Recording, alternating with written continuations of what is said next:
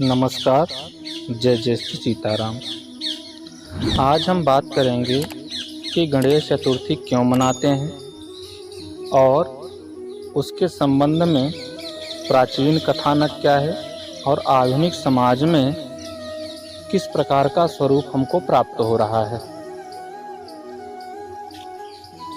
शिव पुराण के अनुसार भाद्रपद मास पक्ष की चतुर्थी तिथि को मंगल मूर्ति गणेश जी की अवतरण तिथि के रूप में बताया गया है, जबकि गणेश पुराण के मत से यह गणेशा अवतार के नाम से जाना जाता है। गणपति का अर्थ होता है गण और पति, अर्थात गण मतलब पवित्र और पति मतलब स्वामी, अर्थात जो पवित्रकों का स्वामी हो उसे हम गणपति कहते हैं। पवित्र किसे कहते हैं? देवताओं को। तो देवताओं को सिर्फ भोगने का अधिकार है, उनके ऊपर किसी अन्य विषय वस्तुओं का प्रभाव नहीं पड़ता है, इसलिए सदैव वे सकारात्मक ऊर्जा के साथ रहते हैं, इसलिए उन्हें पवित्रक माना जाता है। और उन सभी के अध्यक्ष होने के कारण गणेश जी को पवित्रकों का अध्यक्ष या स्वामी माना जाता है। आइए हम पहले कथानक के बारे में जान लेते हैं, उसके पश्चात गणेश जी की पूजा कैसे करनी चाहिए, आधुनिक समय में किस प्रकार का परिवेश है, इसके बारे में भी जानेंगे। पूरा वीडियो जरूर देखिएगा। तो शिव पुराण के अंतर्गत रुद्र संहिता के चतुर्थ कुमार खंड में यह वर्णन आता है कि एक बार माता पार्वती जी जब स्नान करने जाती हैं तो उससे पूर्व अपने शरीर के मैल से एक बालक को उत्पन्न करके अपना द्वारपाल बना देती हैं और उसको यह आदेश देती हैं कि कोई अंदर प्रवेश न करने पाए। जब महादेव प्रवेश करने के लिए प्रयास करते हैं तो गणेश जी उनको रोकते हैं, जिसके बाद गणेश जी के साथ शिव जी और उनके गणों से घनघोर युद्ध होता है। युद्ध का परिणाम न निकलने की स्थिति में भगवान शिव अत्यंत क्रोधित होते हैं और वे गणेश जी का सिर धड़ से अलग कर देते हैं। इस बात का जब पता माता पार्वती जी को लगता है तो माता जी अत्यंत दुखी भी होती हैं और अत्यंत क्रोधित भी होती हैं, और क्रोध में आकर उन्होंने संपूर्ण सृष्टि में प्रलय लाने का निश्चय किया। तब देवर्षि नारद जी के सलाह से सभी देवतागण आकर जगदम्बा की स्तुति करते हैं, प्रार्थना करते हैं। तब माता जी का क्रोध शांत होता है। उसी समय भगवान भोलेनाथ जी की प्रेरणा से भगवान विष्णु जी उत्तर दिशा की ओर जाते हैं और सबसे पहले प्राप्त जीवित प्राणी के रूप में हाथी के बच्चे का सिर लाकर शिव जी के द्वारा गणेश जी के धड़ पे रखकर पुनर्जीवित किया जाता है। किसी किसी कथानक में ऐसा प्राप्त होता है कि शिव जी अपने गणों को निर्देश करते हैं कि आप पृथ्वी लोक पे जाइए और देखिए कि जो जीव अपने बच्चे से विमुख होकर अर्थात उसकी तरफ पीठ करके सो रहा है उसके बच्चे का सिर लाइए। तो उनके गण जब जाते हैं तो हाथी अपने छोटे बच्चे से विमुख होकर अर्थात उसकी तरफ पीठ करके सो रहा था, जिसलिए उनके गणों ने हाथी के बच्चे का सिर लाकर भगवान भोलेनाथ जी को दिया और भगवान भोलेनाथ जी ने हाथी के बच्चे के सिर को गणेश जी के धड़ के साथ जोड़ दिया और जिससे गणेश जी पुनर्जीवित हो जाते हैं। इस घटना के बाद माता जी अत्यंत प्रसन्न होती हैं और जगदम्बा अपने पुत्र को हृदय से लगाकर उसे बहुत सारा आशीर्वाद देती हैं और कहती हैं कि हे गणेश, आज से आप देवताओं में सबसे अग्रणी पूज्य माने जाओगे। यहाँ तक कि उन्होंने ब्रह्मा विष्णु महेश से भी गणों के अध्यक्ष के रूप में आशीर्वाद देने के लिए, वरदान देने के लिए प्रेरित किया। तब भगवान शंकर ने कहा कि हे गणेश गिरिजानंदन, आज से सभी विघ्नों को नाश करने वाला होगा तथा सभी पूज्य देवताओं में और साथ ही साथ मेरे गणों में अध्यक्ष होगा। तभी से गणाध्यक्ष के रूप में भगवान गणेश जी की पूजा की जाती है। इसके अलावा एक और कथानक प्राप्त होता है कि एक बार महादेव जी स्नान करने के लिए भोगावती गए हुए थे। उनके जाने के पश्चात माता पार्वती जी ने अपने शरीर के मैल से एक पुतले का निर्माण किया है तथा उसे अपने द्वार पे द्वारपाल बनाकर खड़ा कर दिया है और उनको बताया है कि हे पुत्र, बिना मेरे अनुमति के कोई घर के अंदर प्रवेश न करे जब तक कि मैं स्नान कर रही हूँ। उसी समय भगवान भोलेनाथ जी स्नान करके घर में आए तो बालक ने उन्हें द्वार पर रोक दिया। इससे क्रुद्ध होकर भगवान भोलेनाथ जी ने उस बालक का सिर धड़ से अलग कर दिया और क्रुद्ध अवस्था में ही घर में प्रवेश कर गए।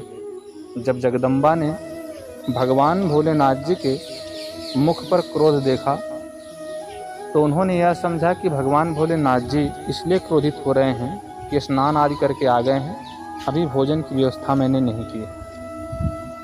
तभी माता जी ने तुरंत ही 2 थालों में भोजन की व्यवस्था करके रखा।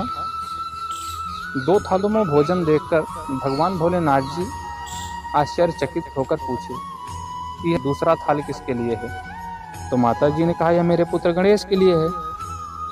तो उन्होंने कहा, पुत्र गणेश ये कौन? तो उन्होंने बताया कि जो द्वार पे मैंने अपने पुत्र को द्वारपाल के रूप में खड़ा कर रखा है उसके लिए है।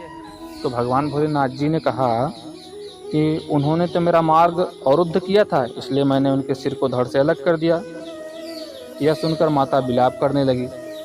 फिर माता जी को प्रसन्न करने के लिए भगवान भोलेनाथ जी ने हाथी के बच्चे के सिर को काटकर और गणेश जी के धड़ के साथ जोड़कर उन्हें पुनर्जीवित किया, जिससे माता जी अत्यंत हर्षित हुई और समय सुखपूर्वक भोलेनाथ जी के साथ अपने परिवार के साथ व्यतीत होने लगा। तो इस तरह की कथानक पुराणों से प्राप्त होती है। आधुनिक समाज में सन 1893 में बाल गंगाधर तिलक द्वारा महाराष्ट्र में इस त्यौहार को धूमधाम से मनाने प्रारंभ किया गया। इसके पीछे जो मुख्य कारण था अंग्रेजों के शासन से आज़ादी, क्योंकि उस समय ब्रिटिश काल था भारत में और ब्रिटिश सरकार ने भारत में लोगों को जलसा करने के लिए, एक साथ एकत्रित होने के लिए पाबंदित किया हुआ था। इसीलिए लोगों में स्वतंत्रता की भावना को जागृत करने के लिए, जन समूह में एकता को जागृत करने के लिए बाल गंगाधर तिलक ने गणेश उत्सव को मनाने का विचार किया और तभी से महाराष्ट्र में इस त्यौहार को बड़े धूमधाम से मनाया जाता है। ग्लोबलाइजेशन के इस दौर में यह त्यौहार महाराष्ट्र से निकलकर भारत के अन्य राज्यों में तथा आज के परिवेश में संपूर्ण विश्व में जहाँ जहाँ पे भारतीय संस्कृति के पुष्प पल्लवित हैं वहाँ पे इस त्यौहार को बड़े ही धूमधाम से मनाया जाता है। इस त्यौहार में जो मनाने की प्रक्रिया है इसे 4 चरणों में पूरा किया जाता है। सर्वप्रथम भगवान को स्थापित करना, दूसरा उनका षोडशोपचार पूजन करना, तीसरा विसर्जन के समय उत्तर पूजन हवन करना और गणेश जी की प्रतिमा को विसर्जन करना। भगवान की पूजा करने के लिए सर्वप्रथम गणेश चतुर्थी के दिन प्रातःकाल उठकर नित्य क्रिया से निवृत्त होकर स्नानादि करके गणेश जी की प्रतिमा को लेने के लिए जाएं तथा आदर के साथ गणेश भगवान की प्रतिमा जो कि प्राकृतिक रूप से बनाई गई हो, अर्थात किसी भी ऐसे रसायन का प्रयोग न किया हो जिससे प्रकृति को हानि हो, ऐसे विग्रह को खरीद कर अपने घर लाना है तथा सुंदर एक झांकी का निर्माण कर या एक बजूटा बनाकर उसके ऊपर पीले वस्त्र आदि फैलाकर और उसके भगवान गणेश जी को स्थापित करना है। तत्पश्चात प्राण प्रतिष्ठा करके स्वस्ति वाचन कराकर किसी भी के द्वारा संकल्प आदि से सेवित करके गणेश जी की पूजा करना है। साथ ही साथ गणेश जी के साथ रिद्धि सिद्धि की पूजा करना है तथा जो गणेश जी को अत्यंत प्रिय है दूर्वा और भोग में मोदक, सुपारी, पान, फल इत्यादि भगवान को अर्पित करके आरती करनी है तथा प्रतिदिन सुबह शाम भगवान की सुंदर पूजा आरती करनी है तथा जो 10 दिन तक हम भगवान गणेश जी को अपने घर में रखते हैं, उस समय हमें अच्छे भोजन को ग्रहण करना है, भक्ष्य अभक्ष्य का विचार रखना है, संयमित जीवन व्यतीत करना है और अच्छे विचारों से हमको रहना है। और गणेश जी से प्रार्थना करना है कि सभी नकारात्मक विचारों से हमको बचा के रखें, हमारे अंदर अच्छाइयाँ लाएं, हमें समाज के लिए उपयोगी बनाएं, हमारे द्वारा किसी भी प्राणी मात्र का अहित न होने पाए, इस कामना के साथ इस पूरे अनुष्ठान को करना चाहिए। और उसके बाद महाराष्ट्र में तो यह परंपरा है कि तीसरे दिन, 5वें दिन, 7वें दिन या 10वें दिन सत्यनारायण भगवान की कथा सुनकर हवन इत्यादि करके भंडारा यथासंभव करके गणेश जी की प्रतिमा का विसर्जन किया जाता है। तो हमें भी जो लोक परंपरा हो उसके अनुसार इस क्रिया को करनी चाहिए। गणेश जी का जो विसर्जन उत्सव होता है, हमें यह ध्यान रखना चाहिए कि जिस प्रकार से हम गणेश जी को विसर्जित करते हैं, उसी तरह से अपने अंदर के विकारों को, बुरी कामनाओं को, बुरी भावनाओं को, बुरे विचारों को सभी को त्यागना है और उसको भी विसर्जित कर देना है। एक जो विडंबना है इस त्यौहार की, जो हमको प्रायः देखने को प्राप्त होती है कि वर्तमान में लोग गणेश जी के जो विग्रह को, मॉडर्न विग्रह को खरीदते हैं कि सेल्फी लेते हुए गणेश जी, रॉकेट पे बैठे गणेश जी, जहाज के ऊपर बैठे गणेश जी और तरह तरह के जो व्यंग वाले चित्र होते हैं वह लाके स्थापित करते हैं। हमको भगवान के सौम्य स्वरूप को, जो हमको प्रिय लगे, हमारे हृदय को प्रभावित करे, ऐसे स्वरूप को लाना है घर पे। प्रतिमा जो है प्रसन्न चित्त होनी चाहिए, ऐसा हमको आभास हो। साथ ही साथ उस प्रतिमा का निर्माण प्लास्टिक से, लोहे से, प्लास्टर ऑफ पेरिस से न किया गया हो तथा उसमें ऐसे पेंटिंग, केमिकल या रसायन न लगे हों जिससे जहां हम विसर्जित करें तो उसके अवशिष्ट के द्वारा जलीय जीवों को हानि पहुंचे या पर्यावरण प्रदूषित हो। प्रयास करना चाहिए इतनी बड़ी ही प्रतिमा को घर में लाएं कि हम उसकी सेवा भी कर सकें और विसर्जन के समय उसके द्वारा पर्यावरण भी प्रदूषित ना हो।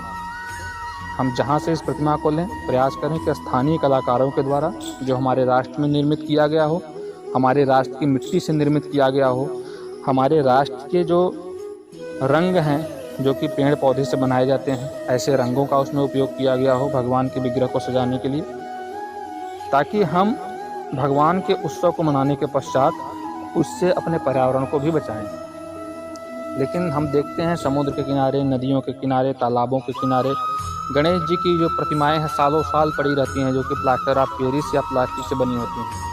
पूरी दुनिया में इसका मजाक बनाया जाता है। तो हमारी संस्कृति लोगों को ज्ञान देने वाली है, रास्ता दिखाने वाली है, मजाक उड़ाने वाली नहीं।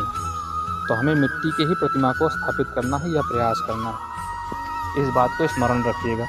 दूसरी बात, भगवान गणेश जी की प्रतिमा को लोग ले जाके गंदे नाले में प्रवाहित कर देते हैं, जिसमें मल मूत्र इत्यादि अवशिष्ट पूरे शहर का बहता है। तो प्रयास करना है कि इतनी छोटी प्रतिमा लाएं। आपको अगर कहीं जल नहीं मिलता है तो घर में किसी टब के अंदर भगवान जी को विसर्जित करके पौधों की जड़ों में उस जल को आप डाल सकते हैं। यह सबसे उत्तम रहेगा, इसमें दोष नहीं लगेगा। तो गणेश जी को अवश्य अपने घर में लाएं ताकि आपके जीवन की विघ्न बाधाएं दूर हों। लेकिन विसर्जन के समय जरूर ध्यान रखें और भगवान के विग्रह को खरीदते समय कि इतना बड़ा विग्रह लाएं जिसको हम आसानी से विसर्जित कर सकें और उसकी सेवा भी कर सकें। आप सभी को गणेश चतुर्थी की हार्दिक शुभकामना। आप सभी के जीवन में विघ्नहर्ता गणेश जी के द्वारा कृपा बनी रहे, आपके सभी बाधाओं को दूर करते रहें विघ्नहर्ता। जाते जाते आप सभी से निवेदन है कि आप भी जो मेरे चैनल में रुकावट बनी हुई है उसके विघ्न को दूर कीजिए और हाँ प्लीज़ सब्सक्राइब कर लीजिए ताकि जो मेरे चैनल में बाधा बनी हुई है सब्सक्रिप्शन की वो दूर हो जाए और आप सबके पास मैं ऐसे विचारों को, ऐसी कहानियों को पहुंचाता रहूं। पूरी वीडियो को सुनने के लिए धन्यवाद। नमस्कार। जय जय श्री सीताराम।